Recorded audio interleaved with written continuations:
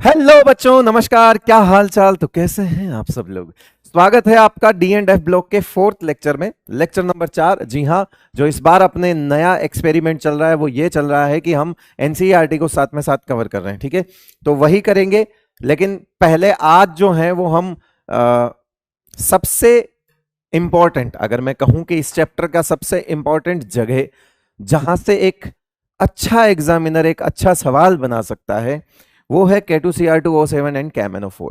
और वो भी इनकी प्रॉपर्टीज में से, ना कि इनकी प्रिपरेशन में से।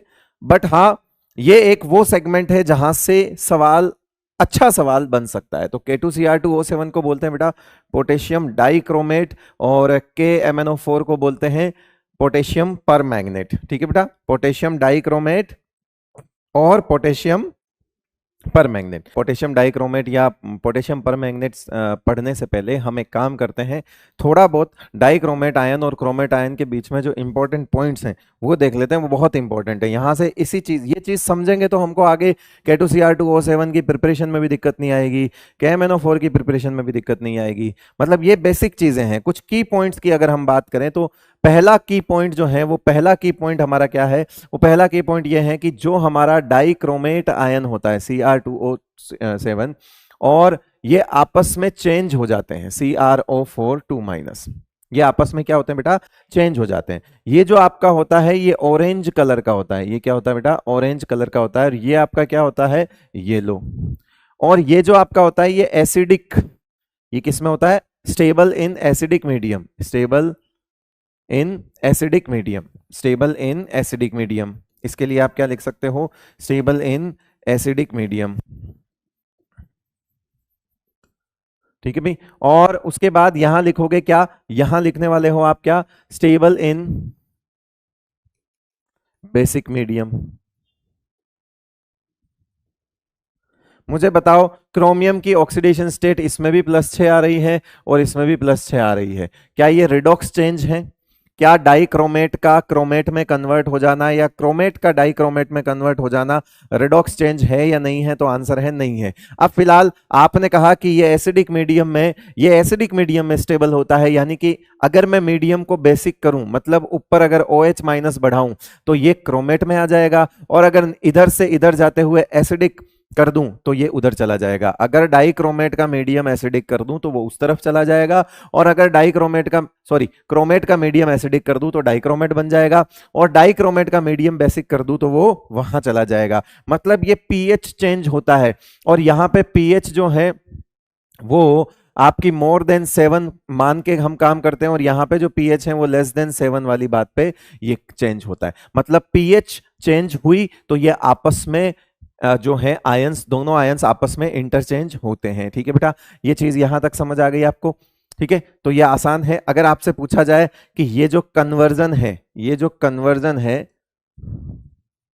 कन्वर्जन इज, है ना, this conversion is not a redox change.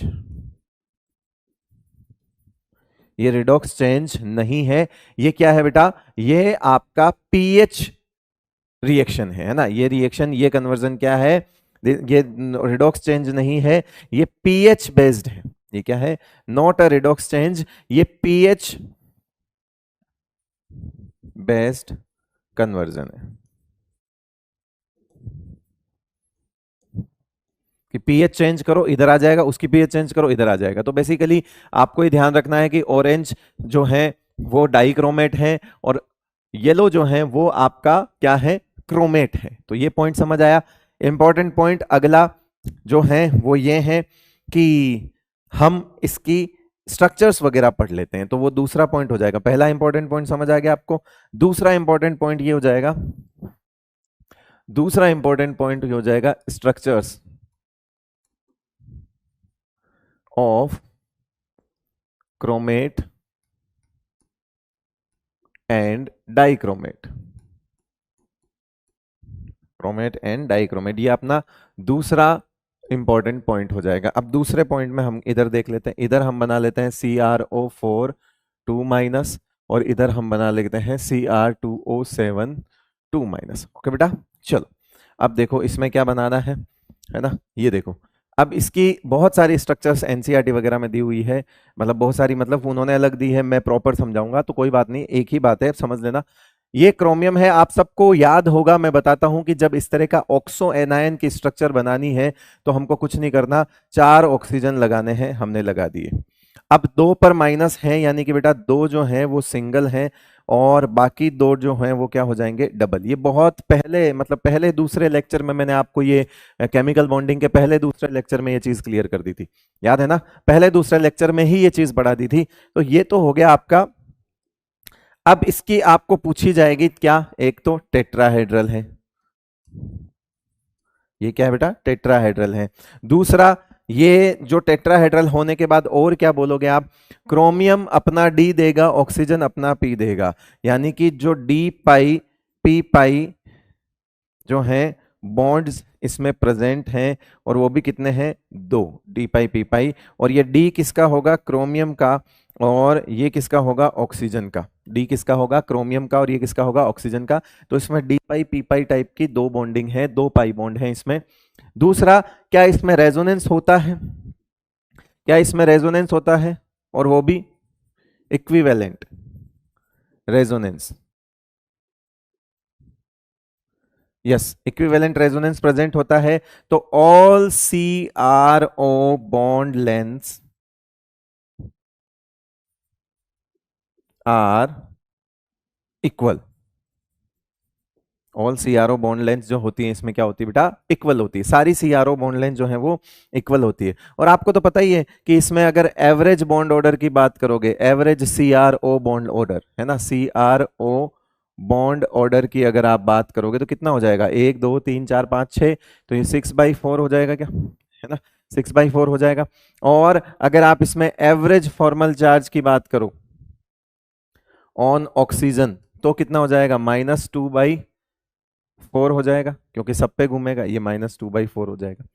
तो एवरेज बॉन्ड ऑर्डर सबका ही 6/4 है, मतलब 6/4 बॉन्ड सब जगह है।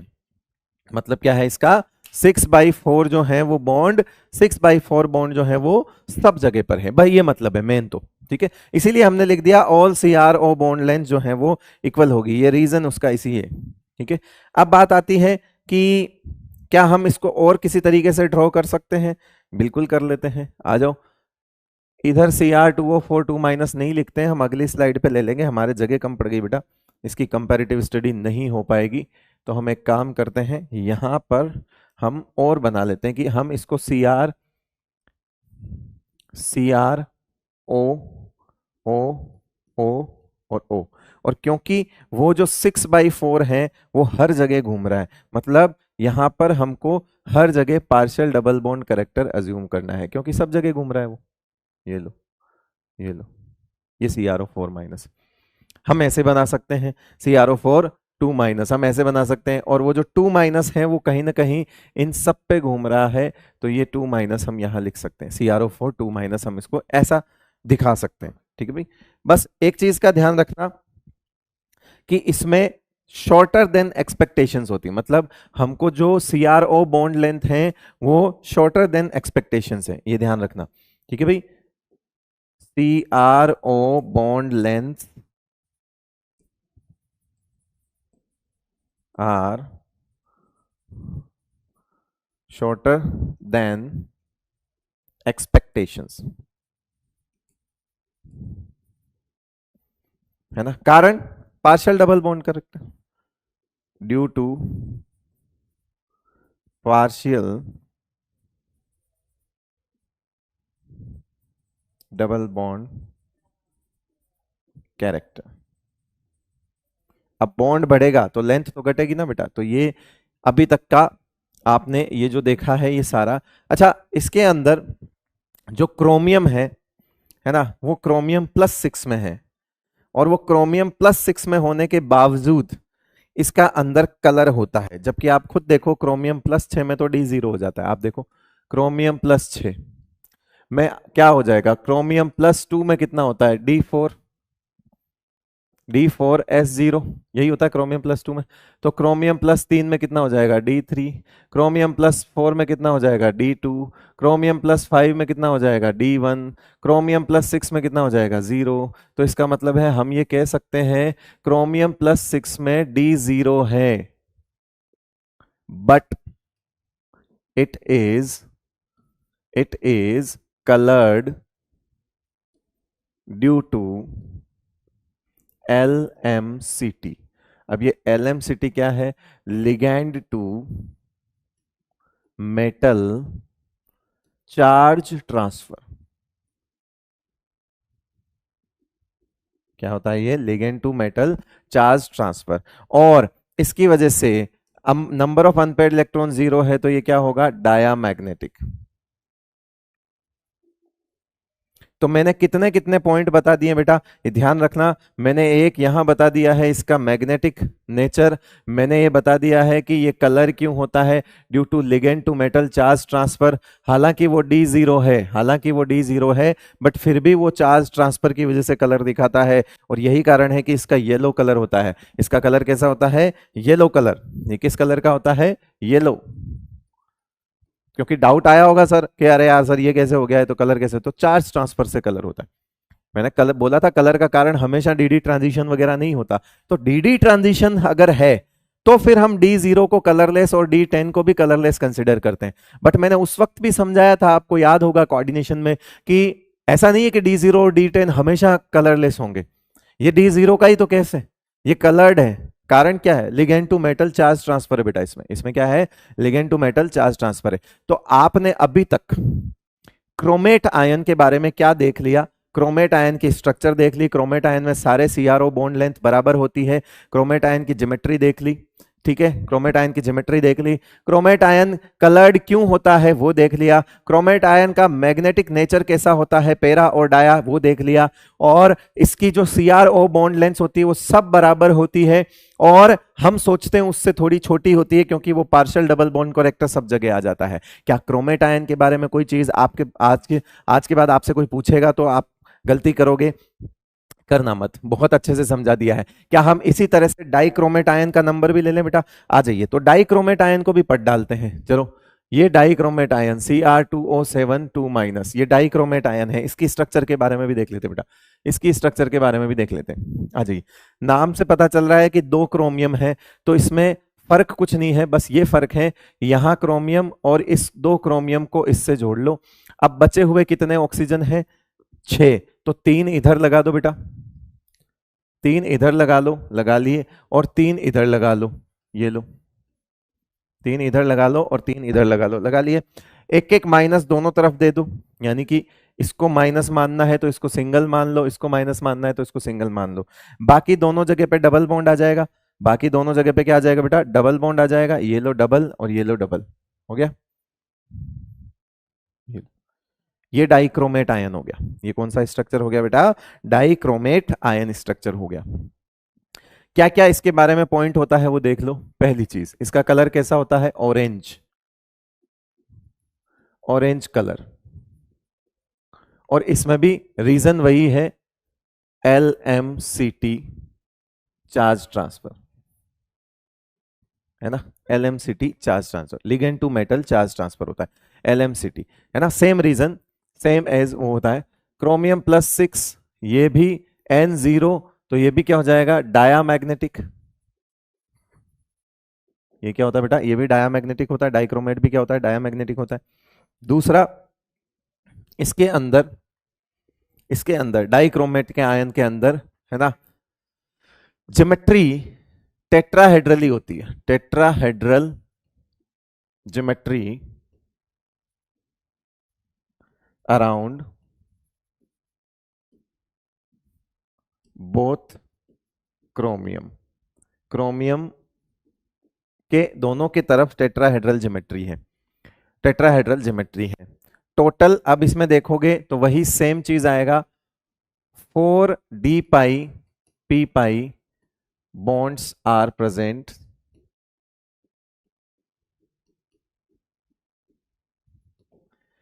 दो इधर दिख रहे हैं आपको डी पाई पी पाई और वो उधर दिख रहा है आपको डी पाई पी पाई, ठीक है। वही क्रोमियम का डी सेम है, बाकी तो सेम ही चल रहा है, और ऑक्सीजन का पी।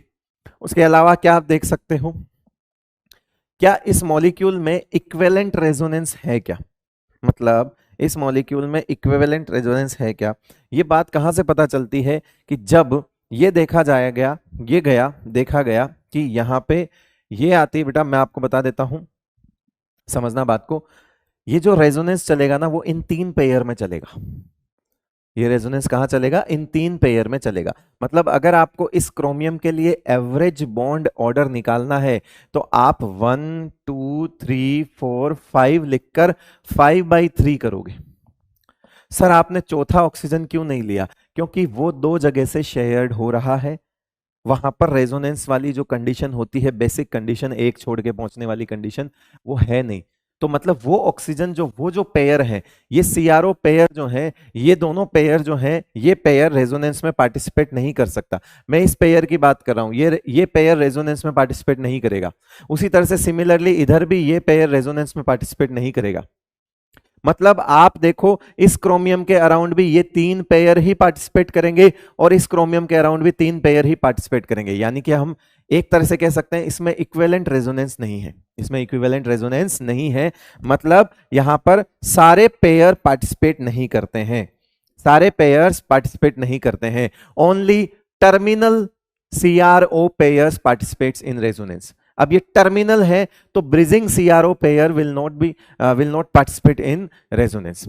तो अब अगर वो पार्टिसिपेट नहीं करेगा तो वहां पार्शियल डबल बॉन्ड कैरेक्टर नहीं जाएगा, और जब पार्शियल डबल बॉन्ड कैरेक्टर नहीं जाएगा तो उसकी लेंथ छोटी नहीं होगी जितना आप सोचते हो उससे। लेकिन यहां पर ये जो बॉन्ड है ये तीनों में बटेगा, और जब तीनों में बटेगा तो ये सीआरओ बॉन्ड लेंथ जो है, टर्मिनल सीआरओ बॉन्ड लेंथ जो है वो छोटी हो जाती है। तो यहां पर एक चीज जो है हमको देखने को मिल जाएगी कि जो टर्मिनल, यहां पे लिख दें all CRO bond lengths are not equal. अब जब नॉट इक्वल है तो इसमें फिर कुछ ज्यादा कौन सी बड़ी कौन सी हर कोई पूछेगा, तो यहां लिख दो टर्मिनल CRO, है ना, terminal CRO bond length, terminal CRO, या ऐसे लिख दें terminal CRO bond lengths are shorter than bridging जो बीच में आ रहा है ना, CRO bond length. Terminal CRO bond length जो होती है वो क्या होती है बेटा, छोटी होती है, क्योंकि टर्मिनल जो बॉन्ड्स हैं, terminal CRO pairs participates in, ये जो आपका यहां पे अगर हम बात करें तो terminal only terminal CRO pairs participate can participates in resonance। तो यहां जो आएगा हमारे पास तो वो एवरेज, अगर हम बात करें एवरेज CRO बॉन्ड ऑर्डर की, तो वो आएगा हमारा 1 2 3 4 5, ये 5/3 आएगा। ये क्या आएगा बेटा, 5/3 आएगा। एवरेज CRO बॉन्ड जो ऑर्डर आएगा वो क्या आएगा, 3 आएगा। यानी only terminal CRO bond length, यानी कि यहाँ पे अगर हम टर्मिनल बात करें तो ओनली 3 टर्मिनल है। यहाँ पे कितने हैं, ये जो टर्मिनल CRO पेयर्स हैं ये कितने हैं नंबर में, ये सिर्फ 3 है। टर्मिनल CRO पेयर्स कितने बेटा, 3 है। चारों ऑक्सीजन नहीं लेंगे। याद करो मैंने एक डेफिनेशन लिखवाई थी केमिकल बॉन्डिंग के अंदर, मैंने कहा था कि टोटल नंबर ऑफ है ना, टोटल नंबर ऑफ बॉन्ड्स, ठीक है, टोटल नंबर ऑफ बॉन्ड्स, और फिर number of bonds, total number of bond हो जाएगा। उसके बाद आप ये बोल दो कि कितने पेयर्स के बीच में वो बॉन्ड जो है वो चल रहा है, कितने पेयर्स के बीच में वो बॉन्ड जो है वो चल रहा है, डिवाइड बाई हमने उससे किया। तो यहाँ टोटल बॉन्ड कितने हो गए हैं, 5, और डिवाइड बाई क्या करेंगे हम, 3 करेंगे, 4 नहीं करेंगे, क्योंकि फोर्थ वाला ब्रिजिंग की तरफ जा रहा है पेयर, वो पार्टिसिपेट नहीं करता बेटा। चलो तो ये चीज आपको क्लियर हो गई कि एवरेज बॉन्ड ऑर्डर जो इसका होता है वो हम इन 3 के लिए ही देखते हैं, बिकॉज इनमें जो रेजोनेंस होता है, अगर इसको आप रेजोनेंस में पार्टिसिपेट करवाओगे, देखो मैं तो ये बोलता हूं नहीं करता है, लेकिन ऐसा नहीं है कि नहीं कर सकता, कर सकता है, लेकिन अगर ये रेजोनेंस में पार्टिसिपेट करेगा तो इस पर पॉजिटिव चार्ज आएगा, और रेजोनेटिंग स्ट्रक्चर्स जो हैं वो सबसे ज्यादा कंट्रीब्यूट कौन कर रही है स्टेबिलिटी को, वही स्ट्रक्चर्स को कंसीडर किया जाता है। इसीलिए ये स्ट्रक्चर जो, अगर आप इस वाले पेयर का रेजोनेंस मानते हो तो इसका कंट्रीब्यूशन रेजोनेंस में या इस मॉलिक्यूल की स्टेबिलिटी में ना के बराबर होगा। तो ऐसा बाकी के ये 3 ऑक्सीजन जो है, ये उस वाले ऑक्सीजन को बोलते हैं कि भाई तू रहने दे यार, है ना, तू रेजोनेंस में पार्टिसिपेट करेगा, पॉजिटिव चार्ज आएगा, तेरा कंट्रीब्यूशन ना के बराबर होगा। मतलब यूं मान के चलो कि 3 लोग मिलके 1-1 लाख रुपए दे रहे हैं, 3 लाख है ना, 3 लाख, ये तीनों मिलके 3 लाख रुपए दे रहे हैं, और वो कह रहा है कि भैया 3,000 मैं भी दूंगा। तो बोले कि यार हम 3 लाख रुपए इकट्ठे कर रहे हैं तो 3,000 रुपए हम और दे देंगे, तू टेंशन मत ले, तू 3,000 रुपए मत दे। ये बात है। तो कंट्रीब्यूशन जो होता है ना, वो ना के बराबर कंट्रीब्यूशन होता है, इसीलिए उसको हम नहीं मानते हैं, उसको हम नहीं मानते हैं। क्लियर है ये चीज? चलिए, तो अभी बॉन्ड ऑर्डर की बात हो गई, इसके एंगल की भी बात करते हैं। आइए, अगर आप एनसीईआरटी भी देखोगे तो इसकी जो लेंथ दी हुई है ना बेटा, इसकी लेंथ वो 179 पिकोमीटर दी हुई है, इसकी लेंथ, और इसकी लेंथ दी हुई है। ये जो रेजोनेंस होता है, तो इसको मैं बना देता हूं, अगर रेजोनेंस होगा तो ये कैसा होगा ये ऐसा होगा, ये पार्शियल डबल बॉन्ड कैरेक्टर सारी जगह होंगे, है ना, ये पार्शियल डबल बॉन्ड कैरेक्टर क्या होंगे, सारी जगह होंगे इस तरह से।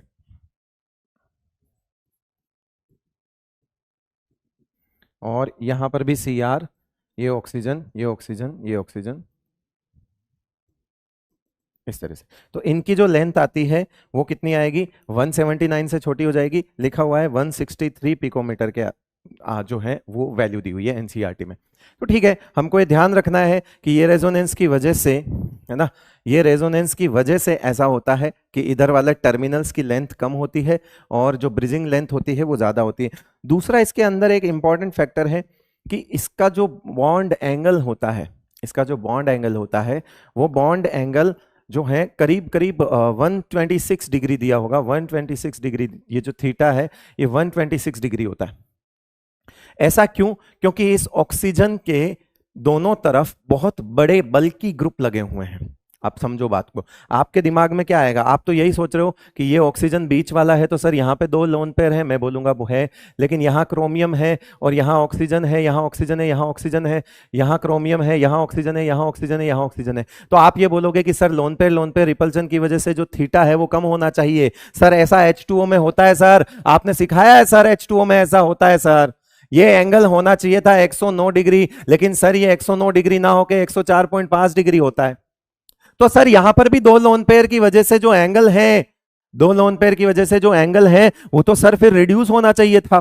तो मैं बोलूंगा लोन पेयर वहां फेल हो जाते हैं जहां ये ग्रुप जो हो वो बहुत बल्की हो जाए। ये बेचारा हाइड्रोजन है, फ्लोरीन होगा चलेगा, इनफैक्ट क्लोरीन भी बहुत बड़ा होता है, क्लोरीन ब्रोमीन में भी जो है बल्कि ग्रुप वाला फैक्टर लग जाता है, और अगर इस आप ऑक्सीजन से मिथाइल ग्रुप जोड़ते हो तो भी इसका एंगल बढ़ जाता है, मिथाइल ग्रुप जोड़ते हो तब भी इसका एंगल जो है वो क्या होता है, बढ़ जाता है, यहां से थीटा बढ़ जाता है। तो बल्कि ग्रुप की वजह से, ये बल्कि ग्रुप है, ये क्या है बेटा, बल्कि ग्रुप है, ये बल्कि ग्रुप होने की वजह से, बल्कि ग्रुप होने की वजह से ये जो थीटा है, ये थीटा क्या हो जाता है, इंक्रीज हो जाता है और 126 डिग्री हो जाता है। होना चाहिए था 109.5 डिग्री से कम, लेकिन आप सोचो ये तो कम होने की बजाय ये बढ़ गया, तो यहां पे लोन पे रिपल्शन वाला फैक्टर जो है यहां पर नहीं लगता है। ठीक है, तो एंगल की बात हो गई, एंगल की बात हो गई, लेंथ की बात हो गई, इससे ज्यादा तो इसके बारे में कुछ नहीं पूछा जाएगा।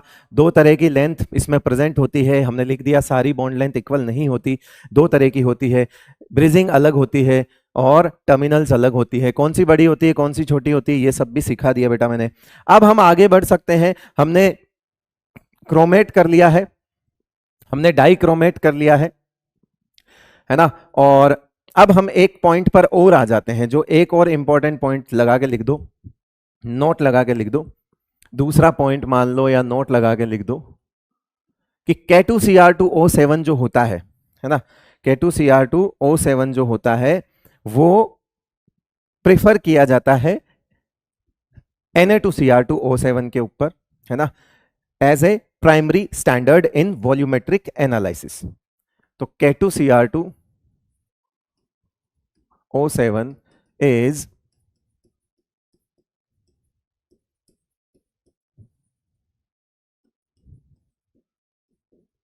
Na2Cr2O7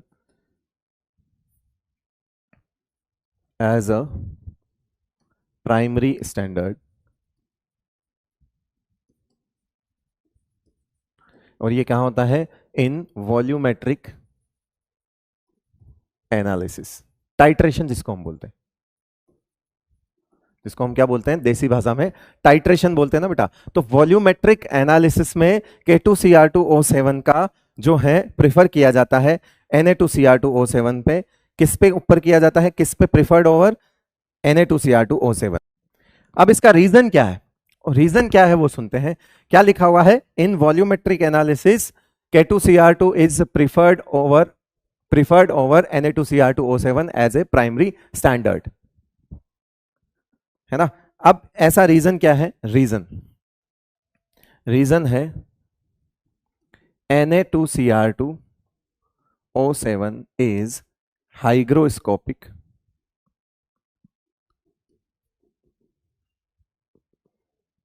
Na2Cr2O7 is hygroscopic. क्या होगा सर हाइग्रोस्कोपिक की वजह से?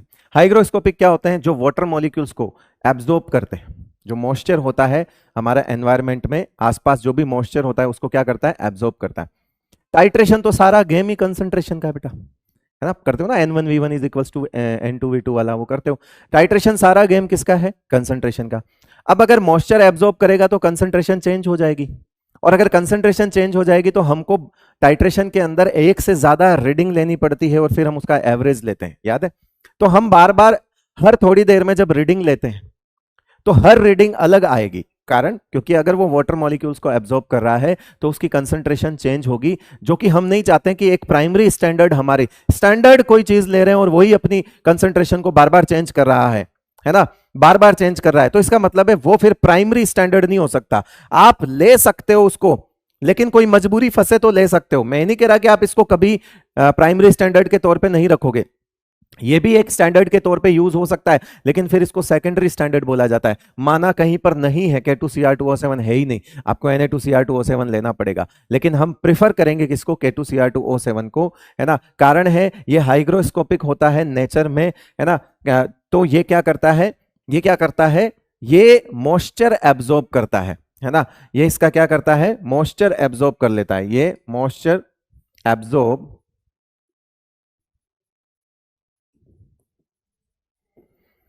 तो इससे क्या होगा? उसकी कंसंट्रेशन जो है वो चेंज हो जाएगी। इस वजह से या इसको हम Na2Cr2O7 को अवॉइड करते हैं। इसीलिए जो Na2Cr2O7 है वो क्या होता है? K2 अवॉइड किया जाता है। जबकि हम अगर बात करें कि K2Cr2O7 जो होता है वो हाइग्रोस्कोपिक नहीं होता है, हाइग्रोस्कोपिक नहीं होता है। तो इसका मतलब है हम इसको definitely primary standard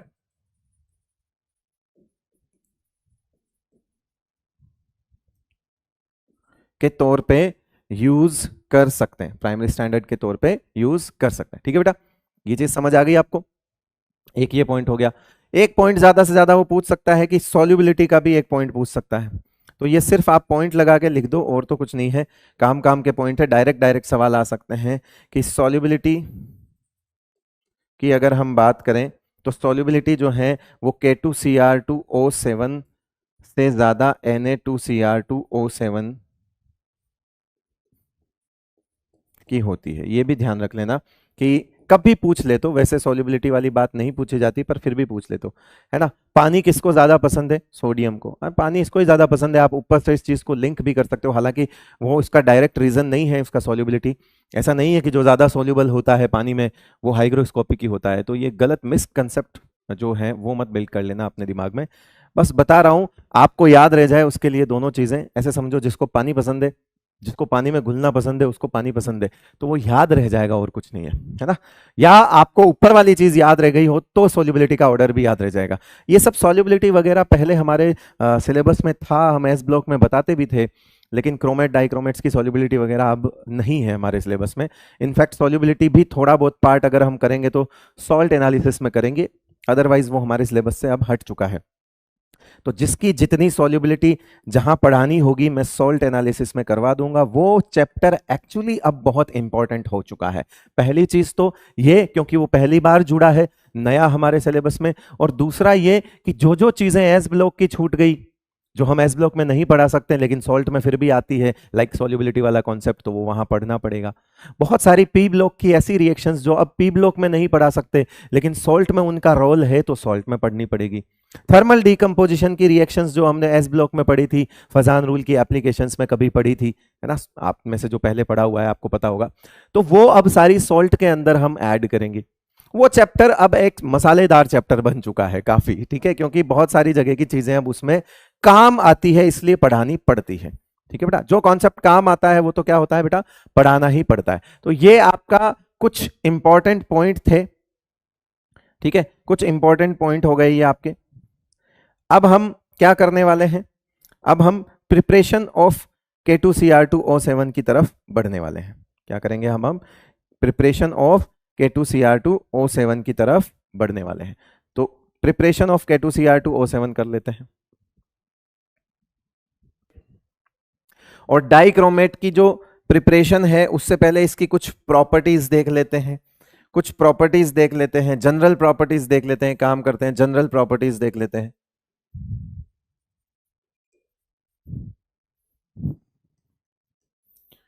general properties देख लेते हैं, ठीक है। कौन से कलर का होता है ये, ऑरेंज कलर के क्रिस्टल्स होते हैं, कंपाउंड होता है ये, ऑरेंज कलर कंपाउंड होता है, ठीक है। पहला पॉइंट ये हो गया। बहुत सारी लेदर इंडस्ट्री में यूज होता है ना, और एज एन ऑक्सीडेंट, है ना, एज ए ऑक्सीडेंट बहुत सारी इंडस्ट्री में यूज होता है, यूज्ड एज ऑक्सीडेंट, है ना, यूज एट ऑक्सीडेंट, ऑक्सीडेंट की तरह यूज होता है, मतलब ऑक्सीडाइजिंग एजेंट है ऑब्वियसली, है ना। तो वो यहाँ पे मैं मेंशन कर देता हूँ, हालांकि हम आगे पढ़ेंगे उसके बारे में कि जो क्रोमियम+6 है वर्क एज स्ट्रॉन्ग या ऑक्सीडाइजिंग एजेंट लिख दो, है ना, स्ट्रॉन्ग स्ट्रॉन्ग लगाने वाले में हम फंस जाएंगे फालतू में। तो ऑक्सीडाइजिंग एजेंट की तरह काम करता है ये, इसलिए ये ऑक्सीडेंट की तरह काम में आता है। उसके बाद जो डाइक्रोमेट्स होते हैं वो जनरली क्रोमेट से तैयार किए जाते हैं, और ये जो प्रिपेयर होता है, इसकी प्रिपरेशन की अगर हम बात करें अब, है ना, अब इसकी प्रिपरेशन की अगर हम बात करें तो यहां आ जाते हैं हम प्रिपरेशन पे।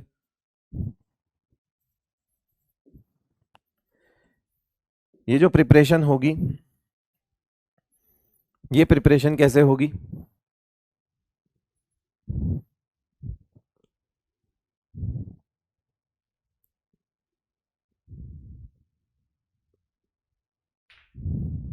यस, जो प्रिपरेशन होगी वो कैसे होगी वो देख लो। प्रिपरेशन हमको क्या करना है, बाई क्रोमाइट ओर, किससे बनता है ये, क्रोमाइट ओर से। क्रोमाइट ओर होता है Fe2CrO4। क्या होता है बेटा, Fe2CrO4। क्रोमाइट ओर को क्या बोलते हैं, Fe2Cr2O4। Fe, मैंने गलत लिख दिया, सॉरी, FeCr2O4 होगा, sorry sorry sorry sorry, FeCr2 मैंने Fe पे लगा दिया था, O4 ये होता है बेटा, इसको क्लियर सही कर लेना है ना, मैंने Fe2 लिख दिया था, Cr2O4 होता है, FeCr2O4। और ये मिक्स्ड ऑक्साइड होता है, ये क्या होता है बेटा, मिक्स्ड ऑक्साइड होता है।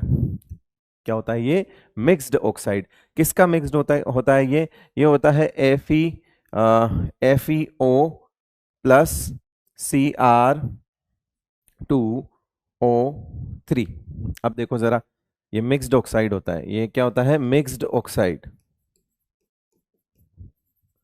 और ये मिक्स्ड ऑक्साइड किसका होता है, FeO+Cr2O3। तो FeO, अब कितने, 2 Cr और 1 ऑक्सीजन, ये बन गया, ये लो, FeO+Cr2O3 का मिक्स्ड ऑक्साइड होता है। तो पहले इसकी रिएक्शन किसके साथ करवाई जाती है वो सुन लो, कि पहले लिया जाता है Fe, पहले लिया जाता है FeCr2O4 और इसका ऑक्सीडेशन करवाया जाता है। क्या किया जाता है बेटा, इसका ऑक्सीडेशन किया जाता है, इसका ऑक्सीडेशन किया जाता है। किससे किया जाता है इसका ऑक्सीडेशन, ये सोडियम और क्रोमाइट और का जो फ्यूजन है उसका ऑक्सीडेशन किया जाता है एयर में। किसमें किया जाता है इसका? एयर के साथ, हवा के साथ। ऑब्वियसली एयर है तो O2 है और वो ऑक्सीडाइजिंग एजेंट की तरह काम करेगी। अब जब इसका ऑक्सीडेशन होगा तो क्या होगा? आयरन की भी ऑक्सीडेशन स्टेट बढ़ेगी। अभी इसमें आयरन आपको पता ही है, अभी आयरन इसमें +2 में है और अभी Cr2O3 जो है वो +3 में है। जब ऑक्सीडेशन होगा तो दोनों अपनी ऑक्सीडेशन स्टेट को बढ़ा लेंगे बेटा, तो ये आ जाएगा Fe2O3 जिसमें आयरन आ गया +3 में, और साथ में आ जाएगा CrO3 है ना, जिसमें आ जाएगा CrO3 और यहां आ गया ये +6 में। अब अगली स्टेप में इनकी रिएक्शन करवाई जाती है किससे? Na2CO3 से। अब Na2CO3 जो होता है वो क्या होता है बेटा? बेसिक होता है। आपको पता होगा ये वाला क्या होता है? बेसिक। तो बेसिक बेस से रिएक्शन नहीं करेगा। क्या ये क्रोमियम +6 में एसिडिक होता है? अगर क्रोमियम +6 में एसिडिक होता है तो इसका मतलब है कि ये रिएक्शन कर जाएंगे और ये दोनों आपस में रिएक्शन कर जाएंगे और ये दोनों रिएक्शन कर जाएंगे, ये वाला रिएक्शन नहीं करेगा। तो बताओ किसकी रिएक्शन होगी? इन दोनों की रिएक्शन होगी और ये क्या बनेगा बेटा? Na2CrO4 बनेगा। क्या बनेगा ये? Na2CrO4 जो कि येलो कलर का सॉल्यूशन होता है। ये क्या बनता है? येलो सॉल्यूशन ऐसा बनता है। क्या यहाँ पे Fe2O3 आएगा साथ में या रिमूव हो जाएगा? तो आंसर है सर ये बेस है, ये बेस है, बेस आपस में रिएक्शन नहीं करेंगे तो वो नहीं आएगा, ये वाला आ जाएगा, ये दोनों आपस में रिएक्शन कर जाएंगे। अब ये रहा आपका क्रोमेट आयन, और क्रोमेट आयन को आपको पता है क्या दिखा दो? Acidic medium. तो क्रोमेट आयन को दिखा दिया जाता है H2SO4। वो H2SO4 मतलब पीएच क्या कर देगा? वो पीएच क्या कर देगा? एसिडिक पीएच कर देगा। अब वो एसिड के साथ H2SO4 जो है वो क्या करेगा? इसको सोडियम डाइक्रोमेट में बदल देगा। क्रोमेट किस में चेंज हो जाता है बेटा? एसिडिक मीडियम में सोडियम डाइक्रोमेट में। सोडियम क्रोमेट से हमने सोडियम डाइक्रोमेट बना दिया। अब हमारे पास ऑरेंज सॉल्यूशन हो चुका है। अब हमारे पास क्या हो चुका है बेटा? Orange solution. ये अब हमारे पास येलो सॉल्यूशन किस में कन्वर्ट हो गया? ऑरेंज सॉल्यूशन में। ठीक है भाई। अब ऑरेंज सॉल्यूशन में जब कन्वर्ट हो गया तो हमको लेकिन इसका सॉल्यूशन नहीं चाहिए, हमको चाहिए K2Cr2O7। हम उसकी प्रिपरेशन पढ़ रहे हैं K2Cr2O7 की, और अगर प्रिपरेशन पढ़ रहे हैं तो इसका मतलब हुआ कि हम यहां पर सॉल्यूशन को क्रिस्टलाइज करने के लिए इसमें क्या मिलाएंगे बेटा? KCl मिलाएंगे, और KCl के बाद हमको मिलेगा K2Cr2O7 जो कि क्रिस्टल्स होंगे, ऑरेंज क्रिस्टल्स। ये लो। तो हमने प्रिपरेशन कैसे करी? सबसे पहले क्रोमाइट और उठाया, उसको हवा में जलाया। जब हवा में जलाया तो उसके अंदर आयरन और क्रोमियम जो थे वो दोनों ऑक्सीडाइज हुए, है ना। ये सही कर लेना, इसको +3 कर देना बेटा, गलत लिख दिया मैंने। हाँ, क्रोमियम +2, आयरन +2 से 3 में आ गया, ऑक्सीडाइज हो गया। क्रोमियम +3 से 6 में आ गया, ऑक्सीडाइज हो गया। अब Fe2O3 जो है वो बेसिक होने की वजह से अगले स्टेप में हमने Na2CO3 सोडियम कार्बोनेट के साथ रिएक्शन करवाई जो कि बेसिक है। जब सोडियम कार्बोनेट के साथ रिएक्शन करवाई तो Fe2O3 हट गया क्योंकि हमें चाहिए भी नहीं। फिर CrO3 के साथ रिएक्शन करवाई तो ये आपस में अभी भी क्रोमियम की ऑक्सीडेशन स्टेट +6 मेंटेन है। यहां पर भी +6 मेंटेन है, यहां पर भी +6 मेंटेन है। यानी कि एक बार अगर आपने क्रोमियम को ऑक्सीडाइज कर दिया यहां पे तो वो क्रोमियम आपका ऑक्सीडाइज्ड +6 में ही रहेगा। उसके बाद आगे वाली रिएक्शंस में हमारे को कोई दिक्कत वाली बात नहीं आएगी। तो कुछ नहीं है, पहले सोडियम क्रोमेट बनेगा येलो सॉल्यूशन, और आपको अच्छे से पता है, ये मैं बहुत अच्छे से सिखा चुका हूं कि क्रोमेट आयन को अगर आप एसिडिक मीडियम दिखाते हो, तो वो डाइक्रोमेट में कन्वर्ट हो जाता है। पीएच चेंज रिएक्शंस होती हैं। अगर डाइक्रोमेट को आप बेसिक मीडियम दिखाते हो तो वो फिर से क्रोमेट में बदल जाता है बेटा। ठीक है, CrO4 2- is your chromate ion and Cr2O7 2- is your dichromate ion। तो ये आपका क्रोमेट आयन है और ये आपका डाइक्रोमेट आयन है। क्लियर है भाई? प्रिपरेशन में कोई दिक्कत है ना, नहीं होनी चाहिए। तो ये अपनी प्रिपरेशन थी। अब हम अगला टॉपिक क्या देखेंगे? अब पढ़ते हैं हम KMnO4 पढ़ते हैं। K2Cr2O7 हमारा हो चुका है। इसकी रिएक्शंस और KMnO4 की रिएक्शंस हम एक साथ देखेंगे। तो अब पढ़ते हैं हम पोटेशियम पर मैग्नेट। क्या पढ़ेंगे हम अब? पोटेशियम पर मैग्नेट।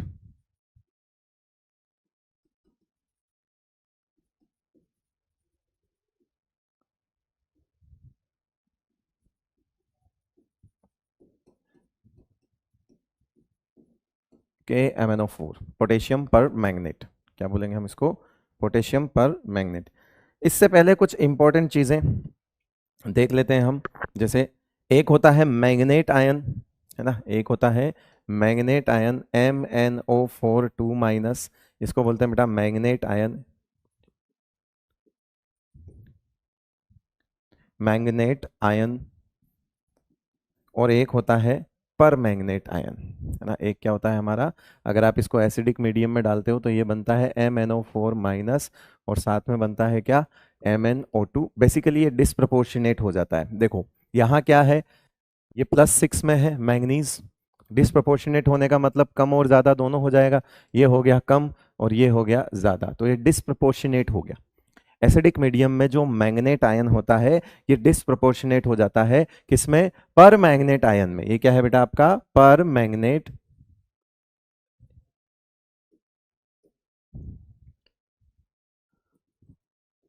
ठीक है, और ये आपका MnO2 है, ठीक है। तो ये हम प्रिपरेशन में भी हमारे ये चीज काम आएगी। अच्छा, मैग्नेट आयन के बारे में जो लिखनी है एक चीज, कुछ इंपॉर्टेंट बातें, ये होता है आपका डार्क ग्रीन कलर का, ठीक है, ये डार्क ग्रीन कलर का होता है। और वो जो आपका होता है वो होता है डार्क पर्पल, वायलेट भी बोल सकते हो, ये आपका dark purple,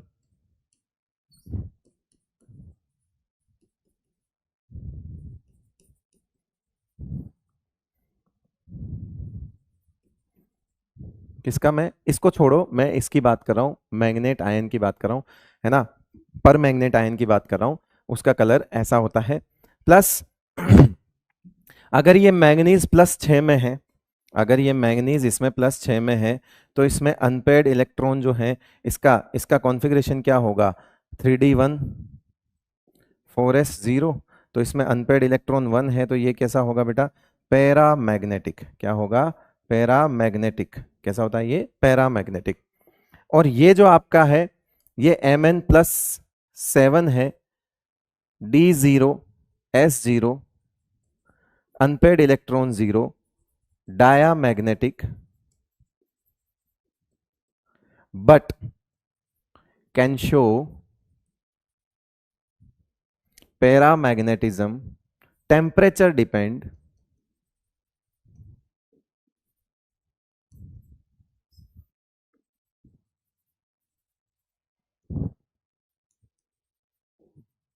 temperature dependent paramagnetism,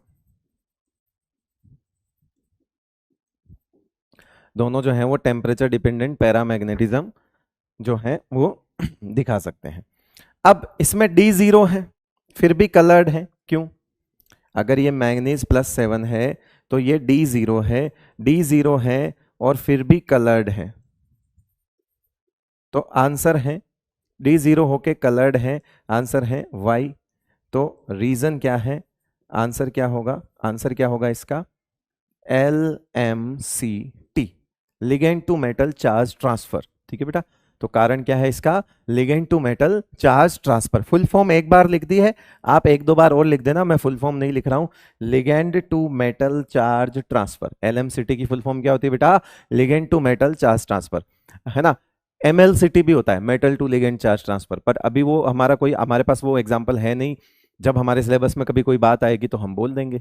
तो आपसे इसके कलर का कारण पूछा जाए तो LMCT बोल देंगे।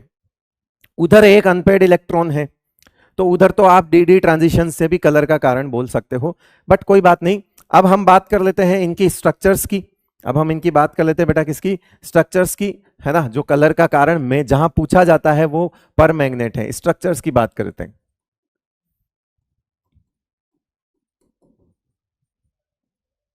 तो इधर बना लेते हैं हम मैग्नेट आयन MnO4 2-, और इधर बना लेते हैं हम MnO4-। लो, मैंगनीज बनाओ 1, ठीक है, ऑक्सीजन बनाओ 4, बना लिया, मैंगनीज 1 ऑक्सीजन 4, 1 पे माइनस, बाकी सब डबल डबल इस केस में तो। और इसमें देखो, इसमें बनाओ मैंगनीज, ऑक्सीजन वही 4, लेकिन 2 पे माइनस है और 2 है डबल। दोनों में फर्क ये है कि यहाँ 2 सिंगल 2 डबल है, वहां 1 सिंगल 2 डबल है। अगर आप इसका एवरेज बॉन्ड ऑर्डर निकालोगे, अगर आप इसका average bond MnO bond order निकालोगे, MnO बॉन्ड ऑर्डर, तो क्या आएगा? इसका एवरेज MnO बॉन्ड ऑर्डर निकालोगे तो इसका क्या आएगा? इसका आएगा आपका 1 2 3 4 5 6 6/4। और इसका क्या आएगा बेटा? इसका क्या आएगा आपका? 1 2 3 4 5 6 7, इसका आएगा 7/4। ठीक है, एवरेज बॉन्ड ऑर्डर क्या आएगा? 6/4 और इसका क्या आएगा? 7/4। ठीक है, यहां तक क्लियर है? 7/4 की वैल्यू ज्यादा आएगी ऑब्वियसली। तो अगर अपन बॉन्ड लेंथ की बात करें, MnO बॉन्ड लेंथ, अगर हम दूसरे पॉइंट MnO बॉन्ड लेंथ की बात करें, है ना, MnO बॉन्ड लेंथ की बात करें तो किसमें ज्यादा होगी, किसमें कम होगी? तो MnO बॉन्ड लेंथ ज्यादा होगी। All are equal due to resonance, और यहां पे भी लिखेंगे all are equal due to resonance, but यहां पे लिख देना बट शॉर्टर देन MnO4 2-। कारण यहां 7/4 बॉन्ड ऑर्डर है, यहां क्या है? बॉन्ड ऑर्डर ज्यादा है, यहां पे 7/4 है तो बॉन्ड ऑर्डर ज्यादा है, तो यहां रीजन लिख देना, है ना, 7/4 बॉन्ड ऑर्डर की वजह से, है ना। तो वैल्यू 7/4 की ऑब्वियसली ज्यादा आएगी 6/4 से, तो ये वैल्यू ज्यादा है, तो इसकी भी चारों बराबर होती है, इसकी भी चारों बराबर होती है, उसकी आपस में बराबर है, लेकिन इसको और इसको कंपेयर किया जाए तो उसकी छोटी मिलेगी। ठीक है, ये चीज हो गई। तो ये दूसरा, आप इसके अंदर पाई बॉन्ड वगैरह बता सकते हो, तो कोई दिक्कत वाली बात नहीं है, पाई बॉन्ड भी बता सकते हो। तो अगर हम बात करें कि number of D pi P pi bonds, तो इसमें कितने हैं? 2, इसमें कितने हैं? 3, इसमें 2 आ जाएंगे, है ना, इसमें कितने आ जाएंगे? इसमें आ जाएंगे 2, और इसमें कितने आ जाएंगे? 3। ठीक है भाई, ये 2 और 3 आ जाएंगे, ये देख लेना। ये बेसिकली ऐसे हम कंपैरिजन कर रहे हैं, ये 3 पॉइंट है हमारे पास, ये इस तरह से, और ये हमारा अगला पॉइंट हो गया, ऐसे ऐसे कंपैरिजन चल रहा है ये। ठीक है भाई, तो इसके अंदर 2 होते हैं, उसके अंदर 3 होते हैं, दोनों की ज्योमेट्री जो है वो दोनों की ही both have tetrahedral geometry, both have tetrahedral geometry.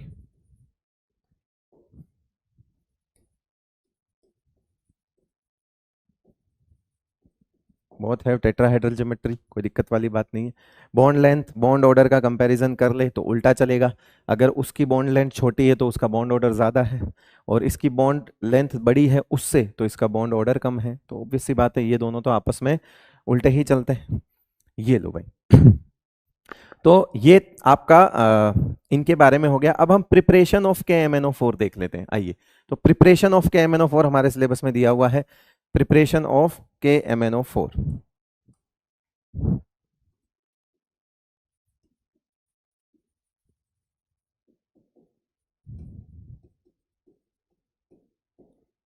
KMnO4 की प्रिपरेशन NCERT में जिस तरह से दी हुई है कि पहले क्या किया जाता है? ऑक्सीडाइज किया जाता है पाइरोलूसाइड। कैसे किया जाता है? फ्रॉम पाइरोलूसाइट, MnO2 बोलते हैं इसको, पाइरेलूसाइट ओर से। किससे किया जाता है इसको? पाइरेलूसाइट ओर से, पाइरोलूसाइट ओर से किया जाता है। ये जो आपका पाइरोलूसाइट MnO2 ओर होता है, इसको ऑक्सीडाइज किया जाता है, ऑक्सीडाइज किया जाता है। इसको क्या किया जाता है? ऑक्सीडेशन। इसका क्या किया जाता है बेटा? ऑक्सीडेशन किया जाता है। अब ऑक्सीडेशन करने के तरीके जो हैं वो 2 तरीके हैं, या तो आप KNO3 ले लो, तो ऑक्सीडाइजिंग एजेंट जो है वो हम KNO3 ले सकते हैं, और हम बेसिक मीडियम प्लस एयर ले सकते हैं, एयर मतलब O2, ये 2 हम ले सकते हैं। ऑक्सीडाइजिंग एजेंट जो है वो क्या करते हैं? हम 2 ले सकते हैं। जब ये ऑक्सीडाइज होगा तो ये पहले किस में कन्वर्ट होगा? ये MnO4 2-, यानी कि ये मैंगनेट आयन, आयन तक चला जाएगा। यानी कि अगर 4 से 6 तक तो आप ऑक्सीडेशन करके ला सकते हो, लेकिन 6 से 7 में पहुंचना है, बिकॉज हमको क्या बनाना है बेटा, +7 बनाना है। अब हमको 6 से 7 में अगर पहुंचना है, 6 से 7 में अगर हमको पहुंचना है, तो हमको क्या करना पड़ेगा, कुछ भयंकर चीजें लानी पड़ेगी, कारण मैंगनीज को ऑक्सीडाइज कर सके, ठीक है, वो सामने कोई पावरफुल ऑक्सीडाइजिंग एजेंट ही होना चाहिए। अब +2 वाले मैंगनीज को तो फिर भी KNO3 ने कर लिया, एयर ने कर लिया, O2 ने कर लिया, लेकिन +6 वाले को और ज्यादा ऑक्सीडाइज करना है तो 3 तरीके हैं हमारे पास। कितने तरीके हैं बेटा, 3 तरीके हैं। कितने तरीके हैं, 3 तरीके।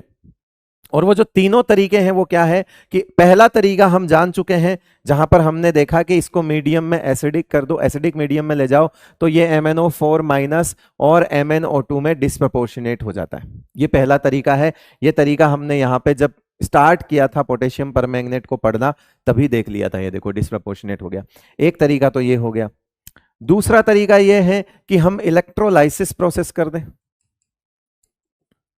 क्योंकि जो काम किसी से नहीं हो सकता वो करंट से हो सकता है, तो इसको करंट लगा दो। करंट लगाओगे तो ये MnO4- में कन्वर्ट हो सकता है।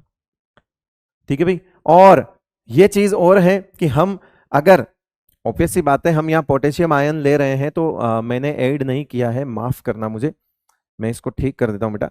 इसमें आप पोटेशियम आयन लिया है, हमने हमने पोटेशियम आयन लिया है, तो हम इसमें पोटेशियम ऐड करके ही चलेंगे। माफ कीजिएगा मुझे, मैंने इसको थोड़ा सा ये आपने पोटेशियम ऐड ही कर लो आप, K2MnO4 और इसका -2 को हटा दो, है ना। तो ये हो जाएगा पोटेशियम मैग्नेट। इसका नाम क्या हो जाएगा बेटा, पोटेशियम मैग्नेट।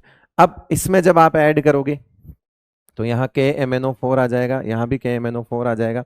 मतलब वो पोटेशियम ऐड कर लिया हमने ताकि आपको प्रॉपर पोटेशियम पर मैग्नेट की प्रिपरेशन ही दिखे। हालांकि हम जो कर रहे थे वो भी गलत नहीं है, बट मैंने पोटेशियम ऐड ही कर दिया ताकि आपको परेशानी ना हो। और या फिर तीसरा तरीका है कि हम यहाँ पे O3 ले लें, ozone, powerful oxidising agent.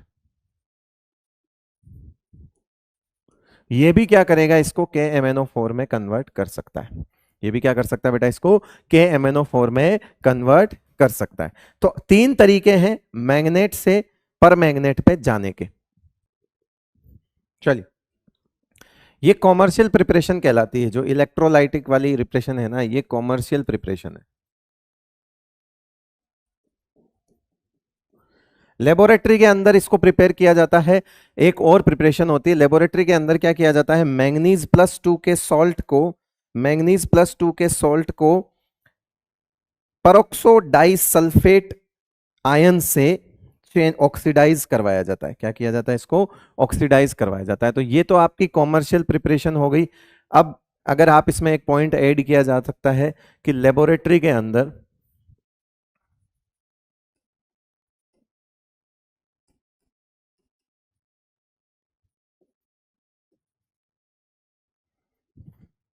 Laboratory के अंदर क्या किया जाता है, मैंगनीज 2+ का कोई भी सॉल्ट होगा, सॉल्ट हैविंग मैंगनीज+2, उसका S2O8 2- परऑक्सो डाइसल्फेट आयन, है ना, ये क्या कहते हैं इसको, परऑक्सो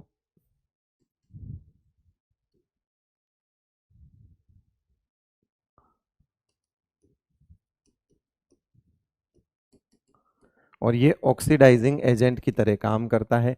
ये इसको ऑक्सीडाइज करता है, MnO4- में बना लेगा और खुद SO4 2- में कन्वर्ट हो जाएगा।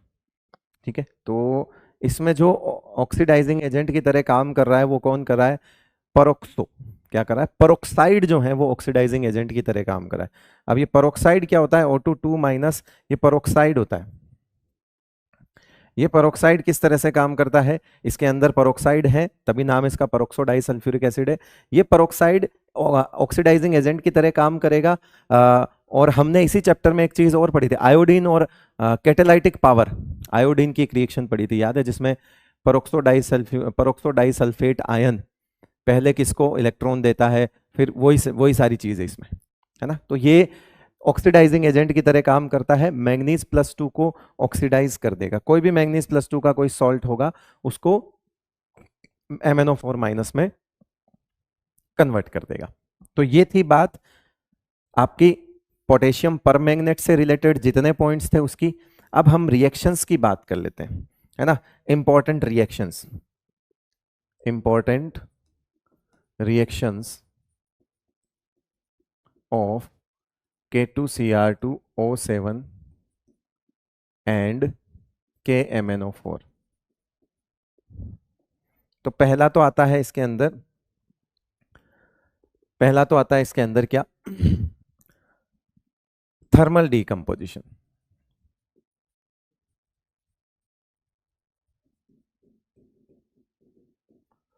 अब ये थर्मल डीकंपोजिशन में KMnO4 का थर्मल डीकंपोजिशन अगर आप करते हो, तो KMnO4 का थर्मल डीकंपोजिशन अगर आप करोगे तो ये बदलता आता है K2MnO4 में। किस में टूटेगा ये, K2MnO4 में। थर्मल डीकंपोजिशन करोगे तो ऑक्सीजन रिलीज होगी, तो ये किस में हो जाएगा, K2MnO4 में और MnO2 में, और ऑक्सीजन रिलीज कर देगा। ये थर्मल डीकंपोजिशन है। बेसिकली आप समझो बात को कि किसी का थर्मल डीकंपोजिशन है तो ये +7 में है, तब इसमें क्या टूटेगा, ऑक्सीजन टूटेगी, और ऑक्सीजन निकल जाती है। अगर ऑक्सीजन सॉलिड होता है, ये ऑक्सीजन निकल जाती है, तो ऑक्सीजन जब निकल जाएगी तो ऑक्सीडेशन स्टेट कम हो जाएगी। देखो ये 6 हो गई, ये 4 हो गई। तो अगर आप ऑक्सीजन निकाल दोगे, ऑक्सीजन निकाल दोगे तो होगा क्या, ऑक्सीडेशन स्टेट ही तो घटेगी अगले की। देखो इसमें घट गई, ये 7 से 6 में आ गया, 4 में आ गया, ऑक्सीडेशन स्टेट कम हो गई। तो ऑक्सीडेशन स्टेट ऑक्सीजन की वजह से बढ़ी हुई होती है, ऑक्सीजन कम कर दी। ये K2MnO4, अब आप बोलोगे 4 ही तो है, कम कहाँ कर दिए, तो भाई वहां पोटेशियम भी तो 2 है, ऑक्सीडेशन स्टेट चेक कर ले, है ना। चलिए, तो ये थर्मल डीकंपोजिशन किसका हो गया, हमारा KMnO4 का थर्मल डीकंपोजिशन हो गया। अब हम K2Cr2O7 का थर्मल डीकंपोजिशन देख लेते हैं। K2Cr2O7 में भी सेम तरह का थर्मल डीकंपोजिशन होता है। लाइक जब टूटेगा तो ऑक्सीजन रिलीज हो जाएगी, तो गैस करो क्या प्रोडक्ट बनेगा। इसी तरह से आपको सोचना है, इसी तरह से सोचो, पता लग जाएगा। ये देखो, ये पहला, दूसरा हमारे पास K2Cr2O7 होगा बेटा। इसी तरह से सोचना, सब समझ जाओगे। K2Cr2O7 ये क्या करेगा, पहले बदल जाएगा किसमें, K2CrO4 में। बोले कि इसमें तो ऑक्सीडेशन स्टेट नहीं बदली। अरे कैसे नहीं बदली, जब Cr2O3 बदलेगा तो ऑक्सीजन तो निकलेगी। अब माना कि इसमें नहीं बदली, माना कि इसमें 6 हैं, इसमें भी 6 हैं, मान लिया, लेकिन इसमें तो 3 हो गई ना बेटा। अब इसमें 3 हो गई तो इसका मतलब है ऑक्सीजन रिलीज हो गई। तो K2Cr2O7 का जो थर्मल डीकंपोजिशन है वो भी यही बताता है कि क्रोमियम की ऑक्सीडेशन स्टेट कम होगी। इसमें दोनों जगह कम हो गई, इसमें ये एक प्रोडक्ट बन गया, साथ में ये रिलीज हो गया, कुल मिला के उसने ऑक्सीजन को थोड़ा रवाना कर ही दिया है। तो ये बेसिकली थर्मल डीकंपोजिशन का मतलब होता है बेटा, सॉलिड के अंदर किसी सॉल्ट को, सॉलिड के अंदर किसी आयनिक सॉल्ट को गर्म करना, known as thermal decomposition. Sir आप इनको आयनिक क्यों बोल रहे हो, तो बेटा ये आयनिक ही तो है, ये Cr2O7 2- है और यहाँ पर 2 पोटेशियम है, इनके बीच में आयनिक बॉन्ड ही तो है, इनके बीच में क्या है बेटा, आयनिक सॉल्ट ही तो है ये। हाँ, वो जो आपका एनायन है वो इतना बड़ा है कि वो एक कोवेलेंट मॉलिक्यूल है जिसकी स्ट्रक्चर हमने बनाई थी, है ना, वो एक कोवेलेंट मॉलिक्यूल है, मानता हूं, लेकिन ये तो एक आयनिक सॉल्ट ही है बेटा, है ना। ऐसे बोला जाओगे तो पोटेशियम के साथ जो डाइक्रोमेट का रिश्ता है, पोटेशियम के साथ जो परमैंगनेट का रिश्ता है, वो तो आयनिक ही कहलाएगा ना बेटा। तो ऊपर वालों में ये आयनिक ही तो है, ठीक है भाई। चले आगे, अब आगे बढ़ते हैं और इनकी और रिएक्शंस को देखते हैं। और इनकी रिएक्शंस कुछ नहीं होते बेटा, ऑक्सीडाइजिंग रिएक्शंस होती हैं सारी, अभी देख लेते हैं। आ जाओ, आपको स्लाइड्स ही प्रोवाइड करा देते हैं और जल्दी खत्म हो जाएगा। आ जाओ, ये लो, कुछ है नहीं, समझा सब दूंगा, समझा सब दूंगा मैं, ऐसे मन में परेशान मत करना, गाली मत देना भाई। ऑक्सीडाइजिंग पावर की बात करते हैं हम, कुछ इंपॉर्टेंट प्रॉपर्टीज। KMnO4 हमने प्रिपरेशन देख ली, KMnO4 के बारे में सब कुछ देख लिया। अब ऑक्सीडाइजिंग पावर की बात करते हैं। ये देखो, both are strong oxidising agent, दोनों के दोनों बहुत स्ट्रॉन्ग ऑक्सीडाइजिंग एजेंट होते हैं। कौन, K2Cr2O7 और KMnO4। क्यों, क्योंकि दोनों अपनी हाईएस्ट ऑक्सीडेशन स्टेट में प्रेजेंट हैं, और जो हायर ऑक्सीडेशन स्टेट में, हाईएस्ट ऑक्सीडेशन स्टेट में प्रेजेंट होता है, उसकी ऑक्सीडेशन स्टेट बढ़ नहीं सकती, कम होने के ही चांस होंगे। तो जो भी अपनी हाईएस्ट ऑक्सीडेशन स्टेट में होता है वो सिर्फ अपनी ऑक्सीडेशन स्टेट को कम ही कर सकता है, अब जब कम करेगा तो क्या हो जाएगा, ये 7 से कहाँ जाएगा, कम होएगा। और जो जो कम करेगा उसका मतलब है उसका खुद का रिडक्शन होगा, और खुद का रिडक्शन होगा तो मतलब वो कौन से एजेंट होंगे बेटा, ऑक्सीडाइजिंग एजेंट होंगे। तो इसीलिए जो अपनी हाईएस्ट ऑक्सीडाइजिंग अपनी हाईएस्ट ऑक्सीडेशन स्टेट में होता है, वो अगर कभी काम करे तो ऑक्सीडाइजिंग एजेंट का ही काम कर सकता है, रिड्यूसिंग एजेंट का तो वो कतई नहीं कर सकता। ठीक है, अब आ जाइए, MnO4 माइनस, इसमें से MnO4 माइनस ले लिया, इसमें से Cr2O7 2 माइनस ले लिया, दोनों ऑक्सीडाइजिंग एजेंट हैं। शर्त लगी कि ये दोनों स्ट्रॉन्ग है तो इनमें से बेहतर कौन है, तो आंसर है ये रहा, MnO4 माइनस इससे भी बेटर है। पूछो क्यों। MnO4 माइनस रिड्यूस होके +7 से +2 में जाएगा, जब वो +2 में जाएगा तो D5 स्टेबल कॉन्फ़िगरेशन अचीव करेगा, इसीलिए get easily reduced to achieve D5। इसको एक सपना, एक लालच दिखा रखा है तुमने कि देख भाई तू 2 में जाएगा ना, बोले हाँ, तो जब तू 2 में जाएगा तो तेरे को D5 स्टेबल कॉन्फ़िगरेशन मिलेगा। तो वो बोलता है अच्छा फिर जल्दी जल्दी इलेक्ट्रॉन खिला यार, मेरे को भी D5 स्टेबल होना है। तो वो रिडक्शन उसका जल्दी जल्दी रिडक्शन हो जाएगा, जिसका रिडक्शन होता है वो ऑक्सीडाइजिंग एजेंट होता है बेटा। तो ये get easily reduce to achieve D5 half filled stable configuration, जल्दी से ये काम कर लेगा। तो ये जल्दी आ जाएगा, ये थोड़ा देर से आएगा, ऐसा नहीं कह सकते कि ये बहुत वीक है, ऐसा भी नहीं है।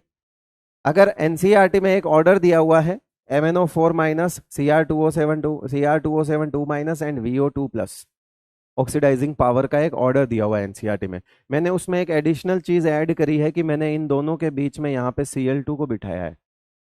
मतलब ये ध्यान रखना कि क्लोरीन से ज्यादा अच्छा ऑक्सीडाइजिंग एजेंट पर मैग्नेट आयन है, लेकिन डाइक्रोमेट जो है पीछे बैठता है। डाइक्रोमेट के पप्पा है क्लोरीन, यानी कभी अगर ऐसा आया कि Cl माइनस से क्या Cr2O7 2 माइनस क्या इसको ऑक्सीडाइज कर सकता है, क्या इसको ऑक्सीडाइज कर सकता है, तो आंसर होगा नहीं। क्यों, क्योंकि ये अगर एक इलेक्ट्रॉन खा ले तो ये वापस नहीं देगा, कारण Cl2 is far better oxidising agent than dichromate ion. तो ये ज्यादा है ये कम है, लेकिन बीच में मैंने एक Cl2 लगाया। सर आपने क्यों लगाया बीच में Cl2, ऐसे तो कौन किससे बेहतर है वो तो पूरा पूरा इलेक्ट्रोकेमिकल सीरीज से पता चल सकता है, बट हमको वो सब नहीं सीखना है। एनसीईआरटी ने 3 दिए हुए थे, MnO4 minus, Cr2O7 2 minus and VO2 plus, ये दिए हुए थे। ठीक है भाई,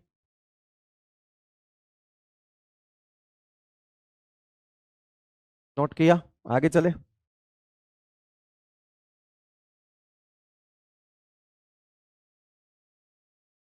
पढ़ लो बेटा, यार बातें मत करो आपस में यार, तुम्हारे फायदे के लिए कह रहे हैं, तुम्हारी समझ आती नहीं है, फिर मैं कुछ बोलूंगा तुम फिर गाली दोगे, मैं दे नहीं सकता।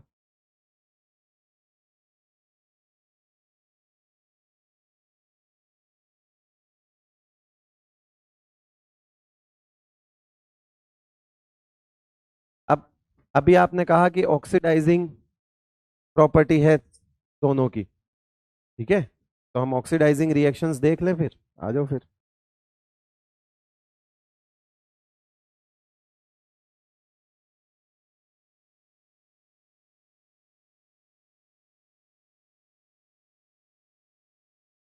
ये लो,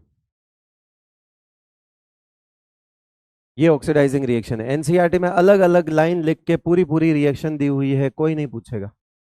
बैलेंस की हुई रिएक्शन कोई नहीं पूछेगा, बैलेंस करने के नंबर फिजिकल में मिलते हैं वहां कर लेना। प्रोडक्ट पूछेगा, ऑक्सीडाइजिंग एजेंट एसिडिक मीडियम में पर्पल कलर से कहाँ आ जाएगा, कलरलेस हो जाएगा, है ना, ये कहाँ से हो जाएगा पर्पल, इसको वायलेट लिख दो ज्यादा बेटर है। वायलेट से क्या हो जाएगा, कलरलेस। ये सब, ये रिएक्शन जब होगी तो ये कलरलेस हो जाएगा, पता लग जाएगा रिएक्शन हो गई। इन सब का ऑक्सीडेशन होगा क्योंकि वो ऑक्सीडाइजिंग एजेंट है। +2 से +3, +2 से +4, है ना, ये ऑक्जेलेट से CO2, ये H2S से -2 से 0, Cl minus Cl2, Br minus Br2, I minus I2, NO2 minus जो कि +3 होता है, ये आ गया +5, नाइट्राइट से नाइट्रेट बन गया। SO2 या सल्फाइट कोई भी हो सल्फेट में चला जाएगा, तो सल्फर अपने +4 से कहाँ आ गया बेटा, +6 में आ गया। ये सारी रिएक्शन हो गई इसकी ऑक्सीडाइजिंग रिएक्शन। अगर न्यूट्रल और वीक बेसिक है, वीक बेसिक के लिए एनसीईआरटी में लिखा हुआ है फेंटली एनकेलाई।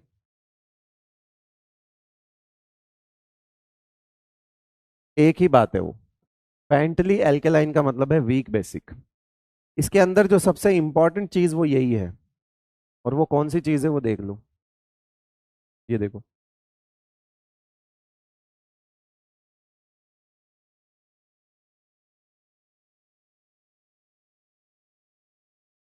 कि वहां पे आई माइनस को आई टू में कन्वर्ट कर रहा था, और यहां आई माइनस को IO3 माइनस में कन्वर्ट कर रहा है। मतलब यहां पे ये -1 से इसको +5 में ले जा रहा है। तो ये चीज को थोड़ा ध्यान से देख लेना कि आई माइनस के साथ मीडियम बदलने पर घटना अलग हो रही है। ठीक है बेटा, मीडियम बदलने पर घटना अलग हो रही है। बाकी तो ये तो कॉमन है, ये तो सेम हो गए। ऊपर वाले तो उधर भी ऐसे ही बदल रहे हैं, इधर भी ऐसे ही बदल रहे हैं। मतलब चाहे मीडियम एसिडिक हो चाहे ये वाला हो, ये तो सेम ही रहेंगे। ये दो चीजें थोड़ी सी यूनिक है, ध्यान रख लेना। ये चीजें ध्यान रख लेना, है ना। H2O3 को SO4 में कन्वर्ट करता है, ये भी देख लेना।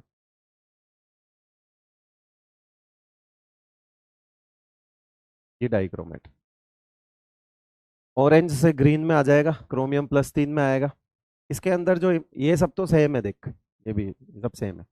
एक ही चीज काम की है यहाँ पे कि Cl- को ये कुछ नहीं कर सकता। Cl- सामने आया और ये आया तो कुछ नहीं होगा इसका। क्यों? क्योंकि Cl- जो है वो इससे ज्यादा बेटर ऑक्सीडाइजिंग एजेंट है। ठीक है, तो अब आप बोलोगे कि तो फिर ये इसको ऑक्सीडाइज कर देगा क्या? अरे तो कैसे करेगा, वो तो +6 है, उसको तो कर नहीं सकता। भाई Cl2 इससे बेहतर ऑक्सीडाइजिंग एजेंट है मान लिया, लेकिन क्या इसको ऑक्सीडाइज कर सकता है क्या? +6 वाले को ऑक्सीडाइज कैसे करेगा वो अपनी हाईएस्ट ऑक्सीडेशन स्टेट में? तो इसका मतलब है नो रिएक्शन, खत्म बात। ये इसको ऑक्सीडाइज नहीं कर सकता, और ये कर सकता है पर कर नहीं सकता क्योंकि +6 में है। तो ये बात हो गई फिर तो यहाँ पे Cl- वाला केस देख लेना, यहाँ Cl- से Cl2 नहीं बनता। सर Br- से Br2 हो जाएगा क्या? हो जाएगा। I- से I2 हो जाएगा क्या? हो जाएगा। Br- से Br2 भी हो जाएगा, बट I- से I2 भी हो जाएगा, बट Cl- से Cl2 नहीं होगा। ठीक है, ओके, चलो। अच्छा, एक सवाल पूछता हूँ, वो करके दिखाओ जरा, कितना याद है किसको। चलो, मैंने यहाँ लिख दिया Cr2O7 2 एक रिएक्शन, दूसरी रिएक्शन, तीसरी रिएक्शन। यहाँ मैंने लिख दिया SO2, यहाँ मैंने लिख दिया CO2, और यहाँ मैंने लिख दिया KOH। बता सकता है कोई प्रोडक्ट?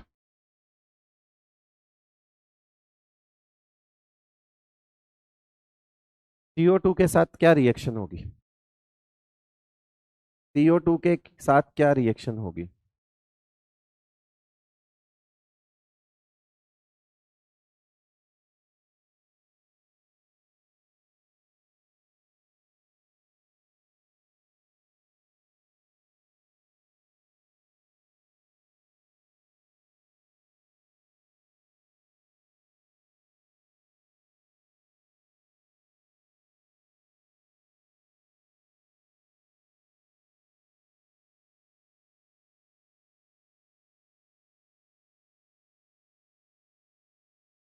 No reaction, yes.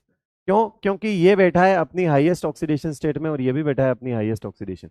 ऐसा सेम काम, मतलब अगर ये देखोगे तो आप ऑरेंज कलर है बेटा, यहां पे कलर नहीं बदलेगा, no reaction, no change in colour, orange का ऑरेंज ही रहेगा। क्योंकि कलर तो तब बदलेगा जब ये क्रोमियम अपनी ऑक्सीडेशन स्टेट को बदलेगा। CO2 भी +4 में है, ये +6 में, दोनों अपनी हाईएस्ट ऑक्सीडेशन स्टेट में बैठे हैं। क्या करें, अचार डालेंगे? कुछ नहीं, बैठे रहेंगे चुपचाप, नो रिएक्शन। लेकिन SO2 के पास रेंज है, सल्फर के पास रेंज है, सल्फर +4 से +6 में जा सकता है। यानी कि ये SO4 2 में कन्वर्ट हो सकता है, और साथ में ये Cr+3 में कन्वर्ट हो जाएगा। अगर ऐसा है तो इनका कंपाउंड क्या बनेगा वो देखो जरा। इनका कंपाउंड, इसको ऐसे लिख देते हैं, Cr+3 में चला जाएगा, और SO4 2 में बदल जाएगा, और इसका कंपाउंड क्या बनेगा? Cr2SO4 3 बन जाएगा। ये ग्रीन कलर का कंपाउंड होता है।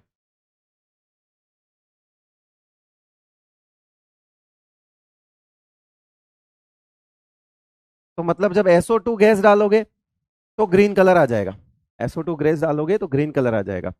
और जब आप KMnO4 में SO2 गैस मिलाओगे तो कलर डी कलर हो जाएगा, डी कलराइज हो जाएगा। ये देखो SO2 जब होगा तो वो सल्फेट में बदलेगा, कलरलेस आ जाएगा। ठीक है, तो कुल मिला के CO2 तो कुछ नहीं कर सकता। CO2 क्योंकि हाईएस्ट ऑक्सीडेशन स्टेट में है तो ना तो इसके साथ कोई चेंज कर सकता है ना इसके साथ। तो जो जैसे हैं, ये पर्पल कलर वायलेट कलर का है, वायलेट कलर का ही रहेगा, ये ऑरेंज का है तो ऑरेंज का ही रहेगा। फिर आया यहाँ बेसिक मीडियम, बताओ क्या लिख दूं? बेसिक में जाते ही ये डाइक्रोमेट से क्रोमेट में बदल जाएगा, येलो कलर में आ जाएगा। तो ये कलर से ऑब्जर्व होने वाली तीन तरह की रिएक्शन है। जब आप डाइक्रोमेट में CO2 गैस जो है वो करते हैं, फ्लो करवाते हैं, तो कोई रिएक्शन नहीं होती, ऑरेंज कलर का ऑरेंज कलर ही रहता है। ठीक है, जब आप SO2 गैस करवाते हैं फ्लो तो उसमें फिर वो ग्रीन कलर में कन्वर्ट हो जाता है, और जब आप KOH के साथ उसकी रिएक्शन करवाते हैं तो वही ऑरेंज कलर फिर कहां से हो जाएगा? येलो कलर में आ जाएगा। तो ये तीन तरह की रिएक्शन है, orange to orange no change, orange to green and orange to yellow. ये तीन तरह की रिएक्शन है।